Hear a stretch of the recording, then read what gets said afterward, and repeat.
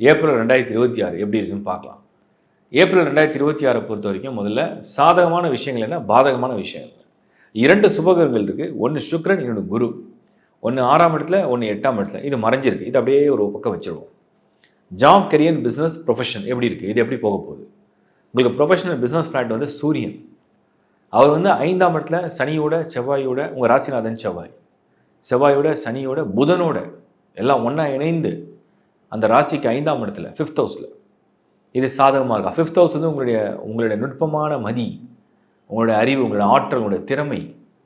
அப்போ அந்த இடத்துல இந்த சூரியன் வரும்பொழுது திறமையின் அடிப்படையில் வெற்றி கொள்ளக்கூடிய வாய்ப்பை இது உருவாக்கும். அதிர்ஷ்டத்தின் அடிப்படையில் வெற்றி கொள்ளக்கூடிய வாய்ப்பை இது உருவாக்காது. ஸோ உங்களுக்கு இது வரைக்கும் இருந்த திறமை மீது உங்களுக்கு நம்பிக்கை இருந்ததுன்னா, அந்த திறமைக்கு ஒரு அங்கீகாரம் வேணும்னு நினச்சிங்கன்னா, அதுக்கு சரியான ஒரு மாதம் ஏப்ரல் 2026.